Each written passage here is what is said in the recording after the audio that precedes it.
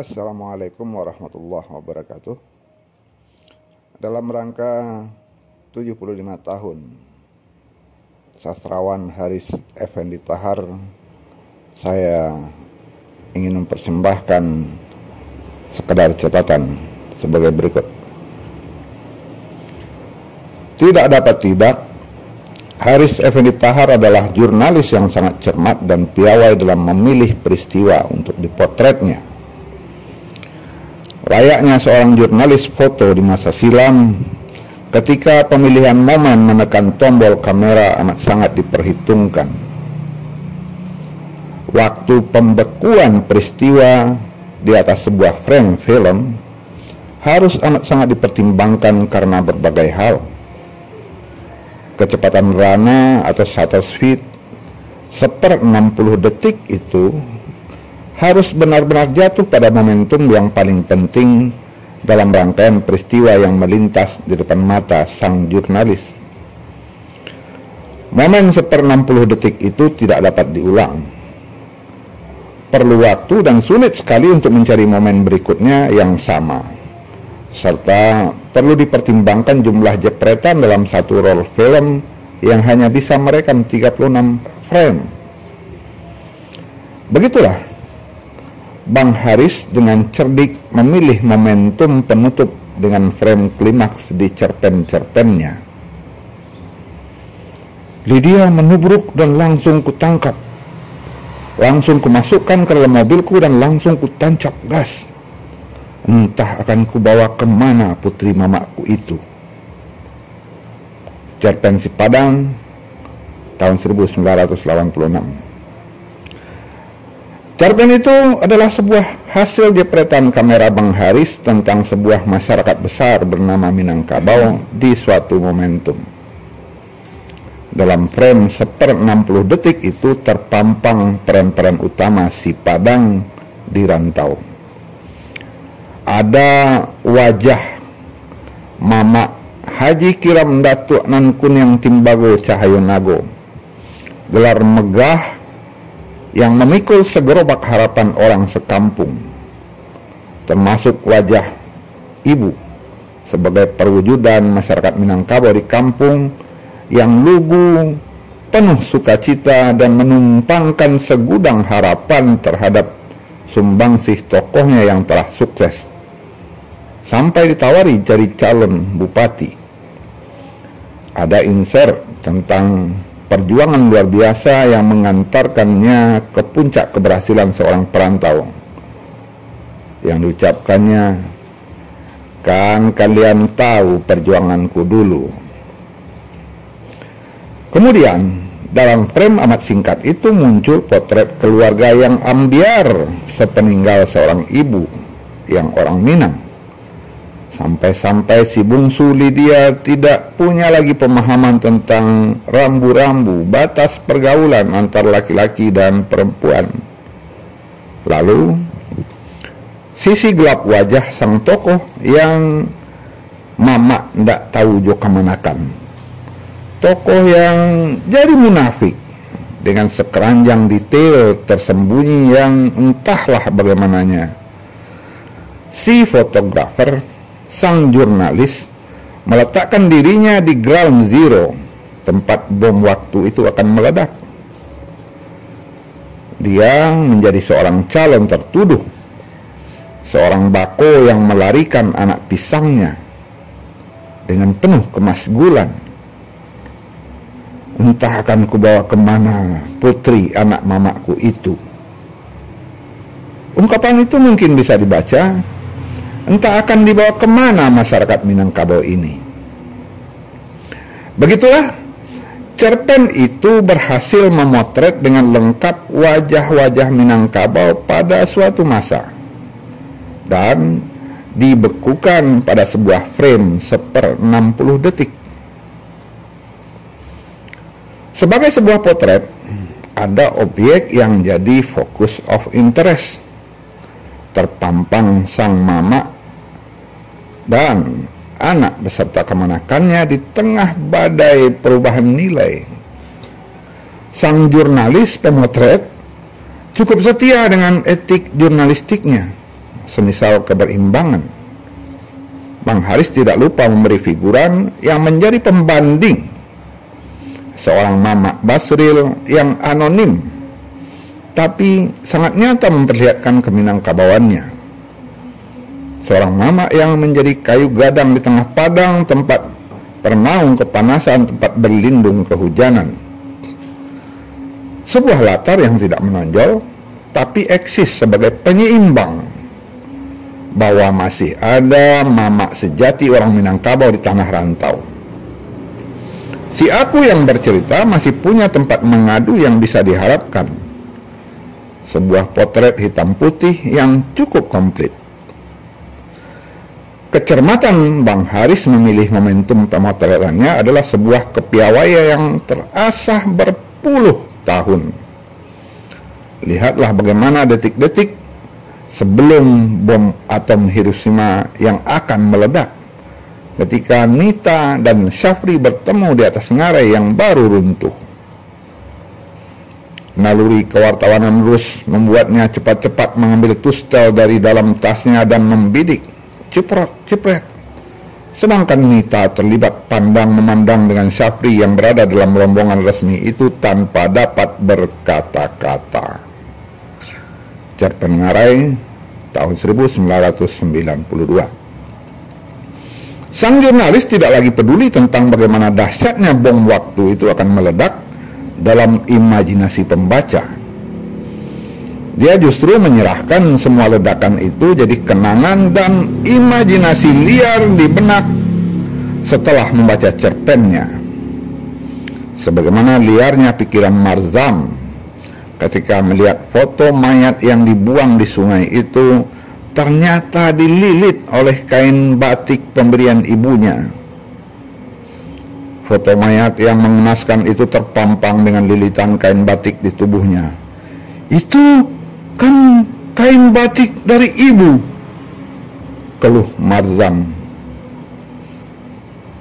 Cerpen Kain Batik dari Ibu 2001. Jadi mayat itu diambil mereka yang mengaku keluarga si mayat, kemudian membuangnya ke sungai. Kenapa? Siapa mereka sesungguhnya? Apa yang mereka cari dari si mayat sampai bersengaja mengambil mayat itu hanya untuk dibuang? Sekeranjang pertanyaan akan berkulindan setelah potret itu masuk ruang imajinasi pembaca. Seperti juga segepok pertanyaan yang menghujat pembaca setelah mengetahui siapa dan bagaimana keberadaan seorang aktivis yang bernama Darmon. Dia lulus di UMPTN di Fakultas Pertanian, tapi kini aku tak sanggup lagi membiayainya. Hingga semester ini dia istirahat kuliah. Kasihan dia. Siapa anakmu? Darmon. Cerpen Darmon 1999. Atau setumpuk emas bulan yang menyeruak ketika menatap potret asal tersesatnya seseorang menjadi calon seniman yang merasa telah jadi anak panah yang tengah melintas cakrawala dari seorang calon mahasiswa nyaris atau sudah drop out dari sebuah perguruan tinggi idaman. Anak panah ataukah seorang malin kundang itu meninggalkan seonggok pilu dan ngilu di relung hati seorang ibu Anissa yang berhari-hari tidak makan, menelusuri jalan lintas Sumatera tapi gagal bertemu sang putra harapan. Ini potret buram lain aktivis yang hanyut serantau. Bacakan surat itu, Dis. Apa kata anak durhaka itu? Ujar ayahnya tersendat-sendat. Anakmu bukanlah anakmu. Ia hanya anak panah dari busur yang mesti kau lepaskan. Aku sudah lama bukan kanak lagi. Ayahnya terdiam. Anisah bungkam dan air matanya menghujan. Gadis membaca doa dengan hati teriris. Cerpen Anak Panah tahun 2005. Onggokan demi onggokan potret yang mengiris jantung tersaji dalam kumpulan cerpen Rumah Ibu tahun 2020. Bang Haris dengan piawai menjepret setiap sudut relasi ibu dan anak. Ada anak yang abai dan selalu telat memahami kesulitan ibunya dalam cerpen Kacamata Ibu. Anak yang durhaka dalam cerpen Anak Panah tadi. Anak yang egois dalam cerpen Rumah Ibu. Anak yang tidak punya perasaan dalam cerpen Sinar Mata Ibu. Layaknya wartawan foto, Bang Haris bagaikan Basuki Abdullah atau Leng Jun, pelukis Cina kontemporer dengan lukisannya yang hiperrealis.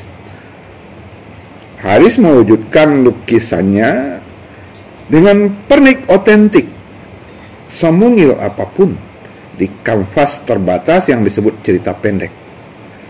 Kita disuguhi detail yang bisa menjadi data sejarah sejaman. Perhatikan bagaimana cerpen-cerpennya menitipkan situasi kondisi faktual di zaman cerpen itu ditayangkan. Dalam cerpen Si Padang, kita menemukan istilah ujian Sipenmaru yang menunjukkan masa tertentu nama kegiatan seleksi masuk perguruan tinggi di awal tahun 1980-an.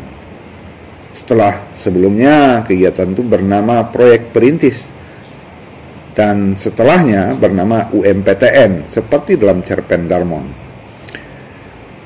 Kemudian para pencandu rokok Jisamsu seperti saya bisa mengukur dan membandingkan nilai mata uang rupiah di masa itu. Diceritakan bahwa sang tokoh bisa membeli 5 bungkus rokok Jisamsu dengan selembar uang 10.000 dan masih punya sisa untuk membeli sate Padang.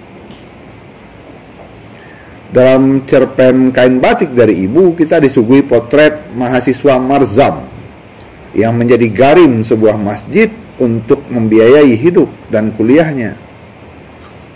Hanya punya selimut sehelai kain batik pemberian ibu.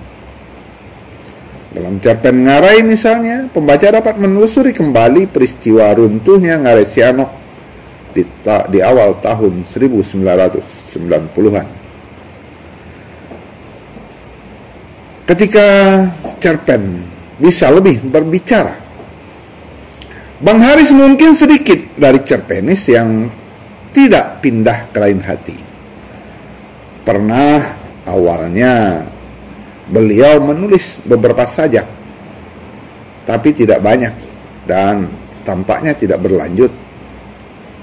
Banyak juga yang bertanya-tanya kapan bisa membaca sebuah novel dari goresan tangan Haris Effendi Tahar.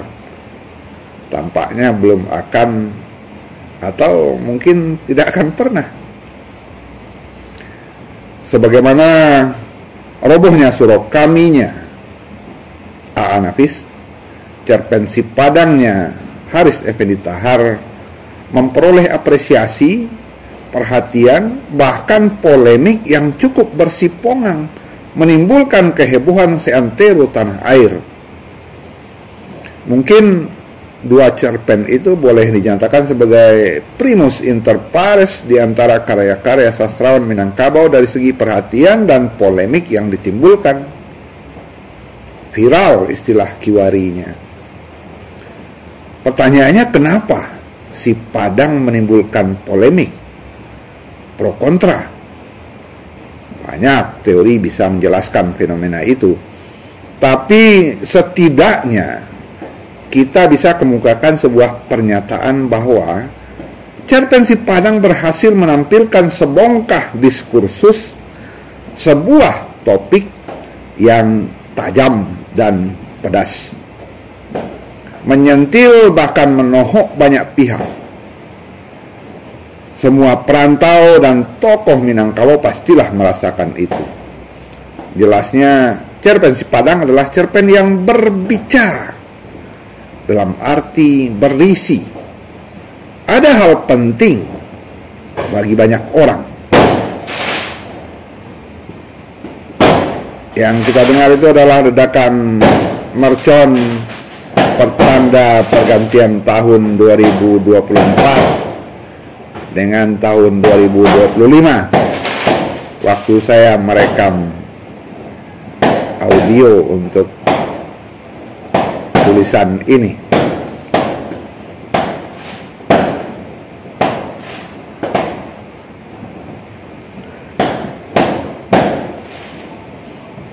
Tidak banyak karya sastra yang berbicara lalu kemudian menjadi pembicaraan banyak pihak, sebagaimana cerpen Si Padang dan robohnya Surau Kami. Betapa banyak karya sastra yang melintas di ruang publik, kemudian senyap dari pembicaraan masyarakat.